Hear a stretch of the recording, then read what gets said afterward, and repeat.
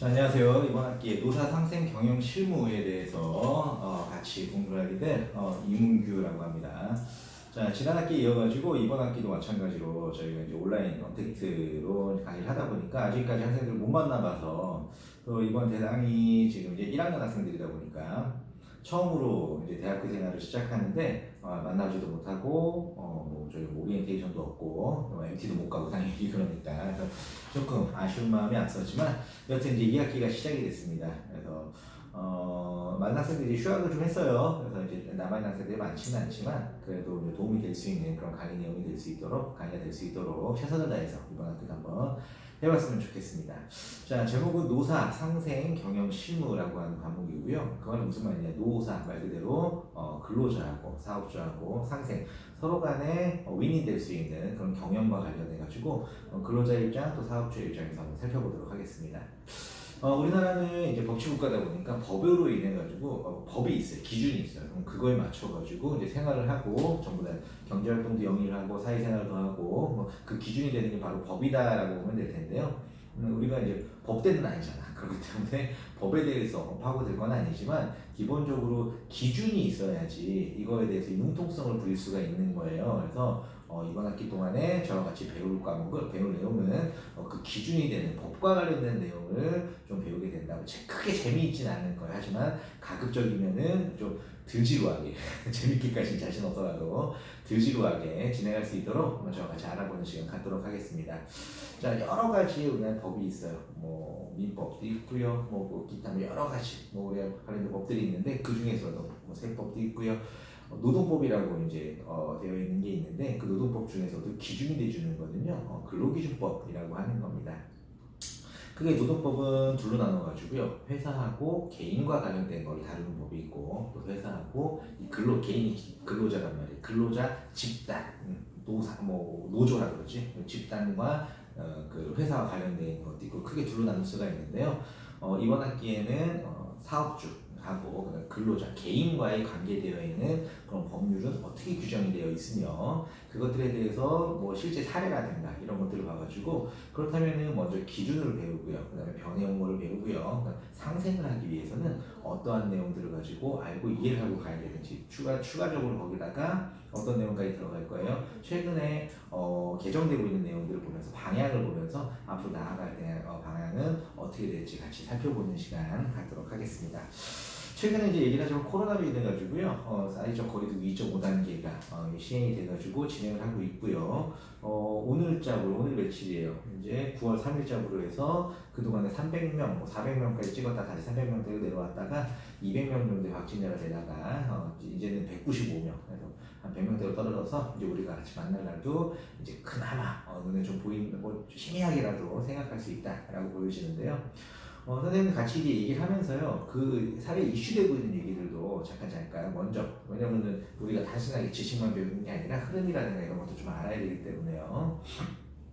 크게 우리나라 뭐 정치권 얘기를 잠깐 하자면은 여당이 있고 야당이 있고, 여당은 우리 진보라고 그러죠, 진보. 야당은 뭐 보수라고 얘기할 수 있을 테고요. 전부 다 보수는 아니지만 큰 틀로 봤을 때 문재인 정권이 들어서고 난 다음에 거대 여당이 됐죠. 그러다 보니까 많은 것들을 진행을 할 수가 있게 된 거예요. 이게 옳다 그르다를 얘기하는 거 떠나가지고 기본적으로 국회라고 하는 것도 다수결의 원칙인데, 기본적으로 봤을 때는 다수결인데 과반 이상 해석을 가지고 있기 때문에 많은 정책을 결정을 하고 추진해서 진행해 나갈 수가 있잖아요. 그렇다 보니까 모든 일은 장점이 있고 단점이 있게 되는데, 장점으로는 일의 진행 속도가 빠르지. 왜? 뭐 딴 데서 반대를 한다고 치더라도 우리 편이 절반이 넘으니까 그걸 밀고 나갈 수 있는 장점이 있어요. 그래서 굉장히 과감하게 일을 빠르게 진행할 수 있다라고 하는 장점이 있는 반면에 뭐가 있어요? 한쪽이 너무 큰 힘을 갖고 있다 보니까 잘못된 판단을 하더라도 그게 그냥 진행이 돼버린단 말이에요. 그래서 너무 큰 권력이 이게 되면은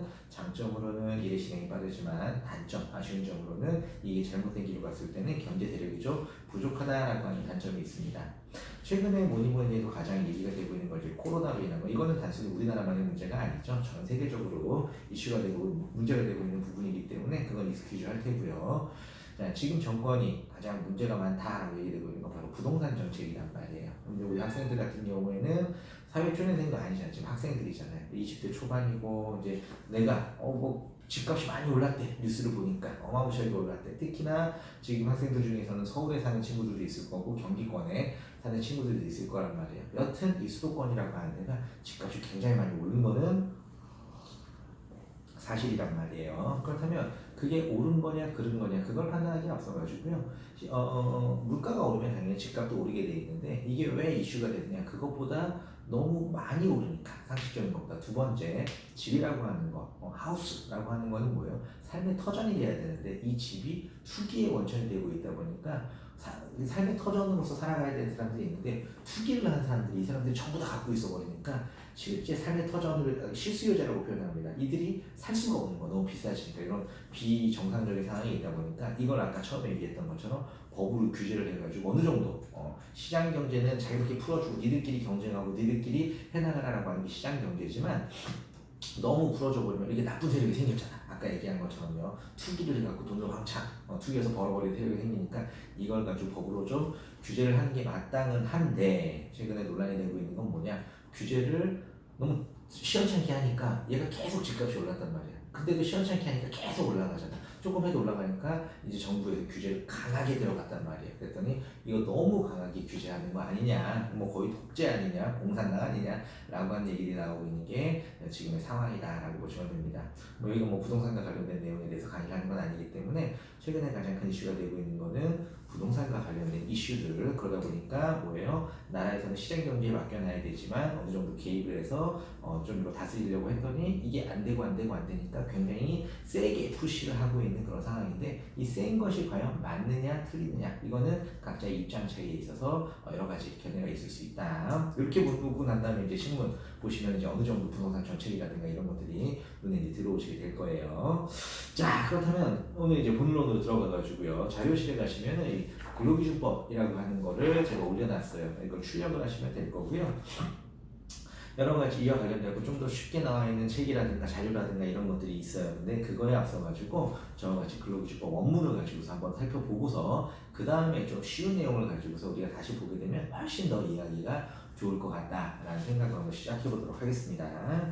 자, 근로기준법 처음에 이제 총칙이라고 나와 있습니다. 이 법은 헌법에 따라 근로조건의 기준을 정함으로써 근로자의 기본적 생활을 보장, 향상시키며 균형 있는 국민 경제의 발전을 꾀하는 것을 목적으로 한다라고 되어 있어요. 여기서 우리가 한 가지 알아야 되는 게 있어요.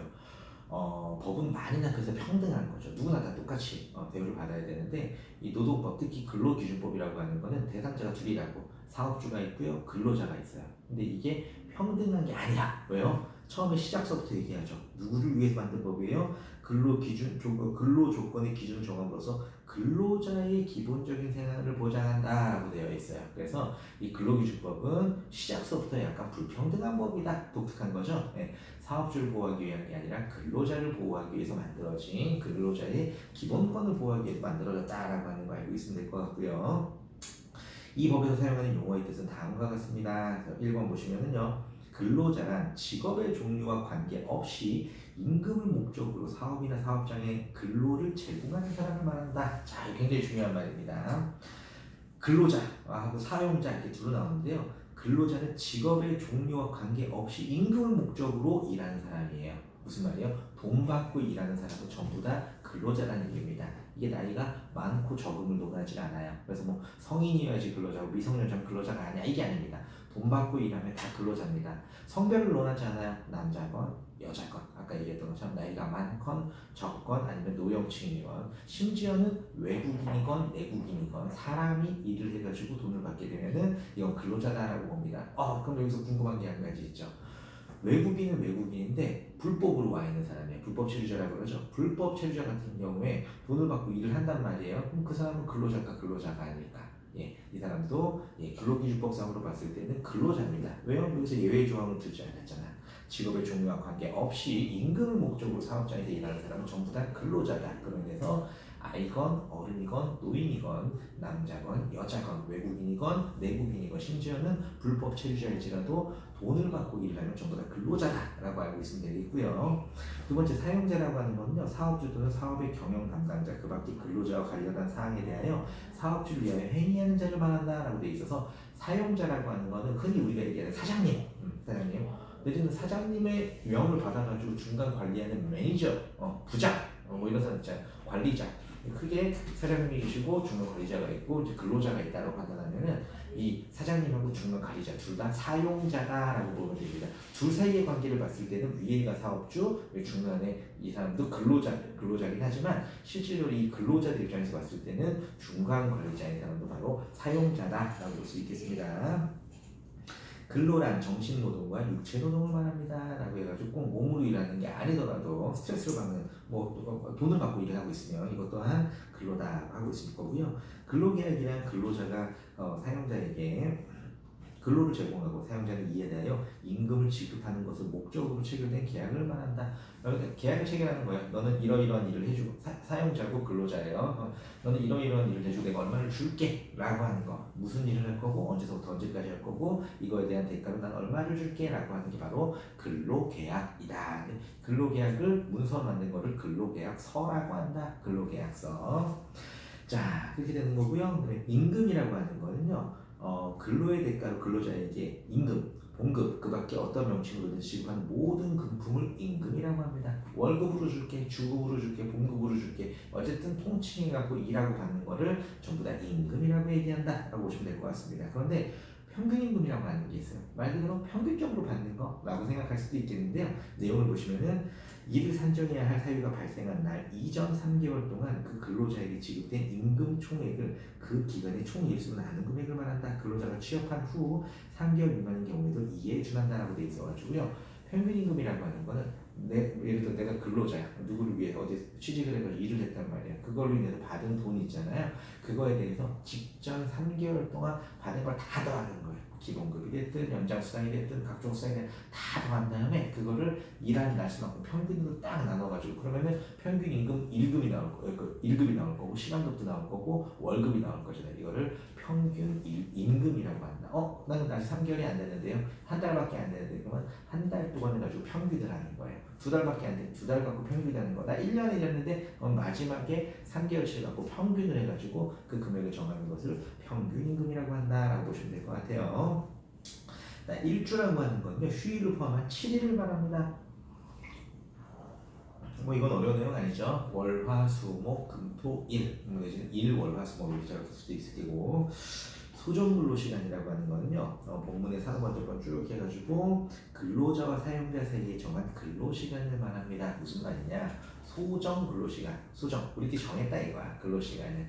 왜냐면은 나중에 보시면은요. 주 40시간이다. 44시간 이제 없어졌지만 44시간이다 이런 용어들이 나오는데 서로가 약정에 의해서 정하는 거야. 나는 몇 시간 동안 여기서 일할 거예요 라고 하는 거를.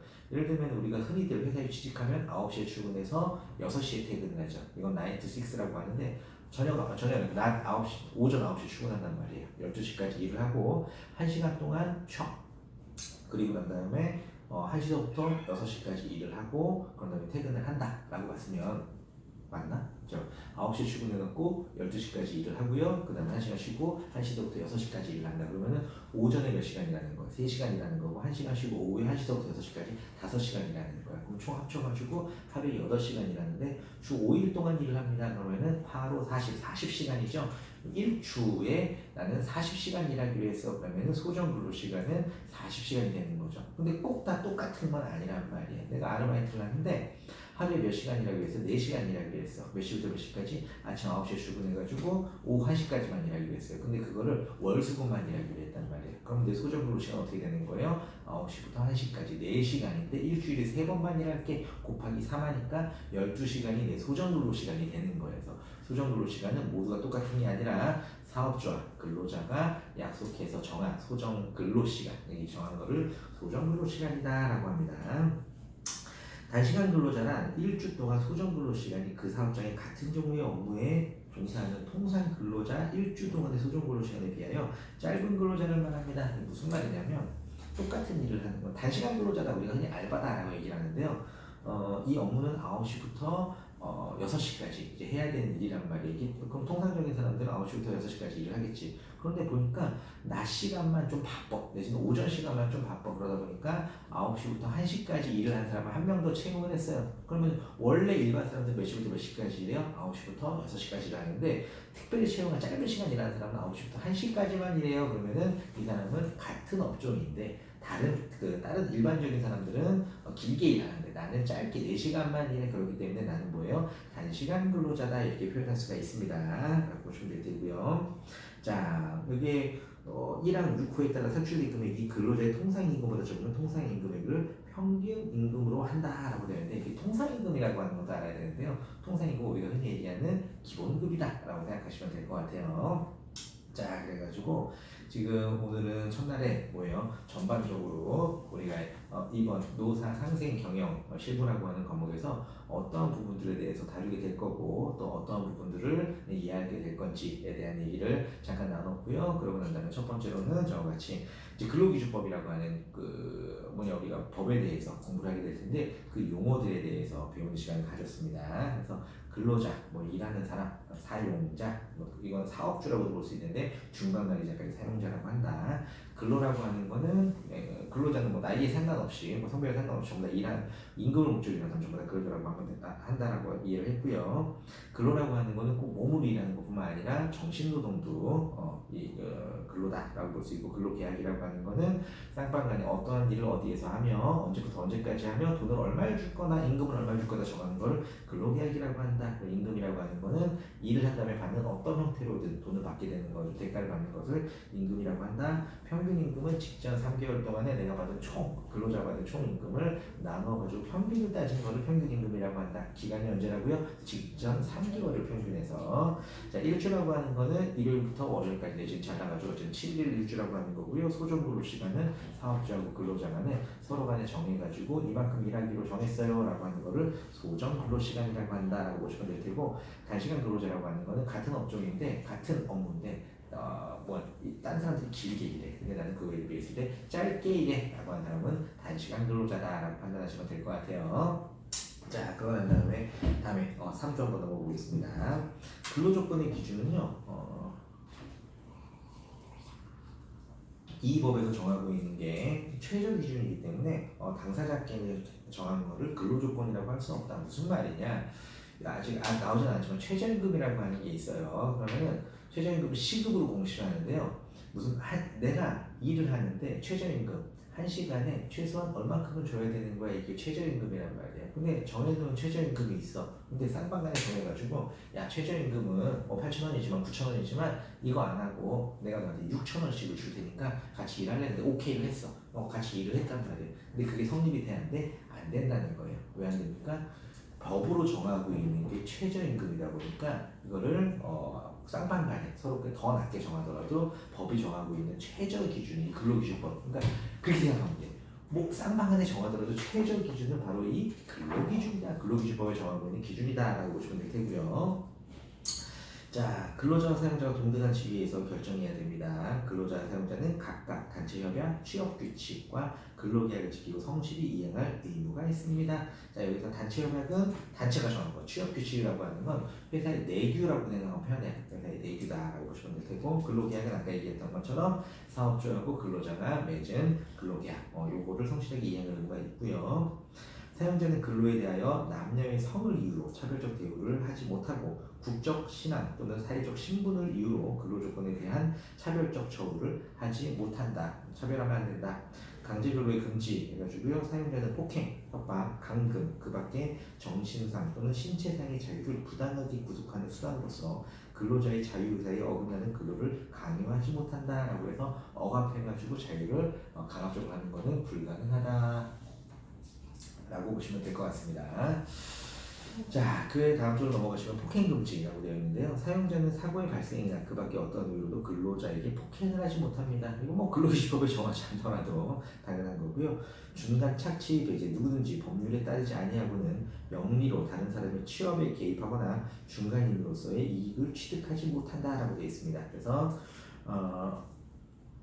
어느 누구든지 다른 사람의 취업에 개입을 한다거나 그다음에 중간에 개입해가지고 내가 이거 했으니까 내가 소개시켰으니까 얼마를 줘, 내가 시켰으니까 얼마를 줘, 이걸 법에서 정한 거가지고 중간에 뭐 내가 한 업체 뭐 헤드헌터야 뭐 이러면은 가능한 거지만 이게 법률에서 정한 바가 아니면은 할 수가 없다라고 하는 거고요.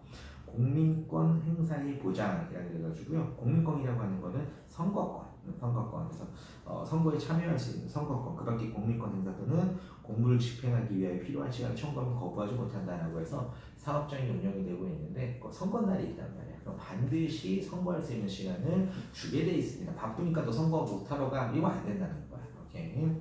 근데 적용 범위는요, 이 법은 상시 5명 이상의 근로자를 사용하는 모든 사업 또는 사업장에 적용을 합니다. 상시 5명, 좀 이따 설명드릴게요. 다만 동거하는 친족만을 사용하는 사업 또는 사업장과 가사 사용에 대하여 적용하지 아니하며 상시 4명 이하의 근로자를 사용하는 사업 또는 사업장에 대하여는 대통령령으로 정하는 바에 따라 이 법의 일부 규정을 적용할 수 있고, 이 법을 적용하는 경우 상시 사용하는 근로자의 수를 한정하는 방법은 대통령령으로 정하고 있습니다. 무슨 말이냐? 모든 사업장에 이 법을 똑같이 갖다 적용하기에는 사업주도 너무 가난한 사업장이 있다는 거야. 크게 사업장을 둘로 나눕니다. 어떻게 여기는 큰 사업장이고 여기는 작은 사업장이에요. 이 기준을 뭐로 나누느냐? 근로기준법에서는 근로자의 숫자를 갖고 나눠요. 그 기준이 몇 명이야? 5명입니다. 만약에 근로자가 사업주를 제외한 근로자가 5명이면 얘는 큰 사업장이에요. 5명이 안 돼, 4명이야. 그럼 작은 사업장입니다. 어떻게 되느냐?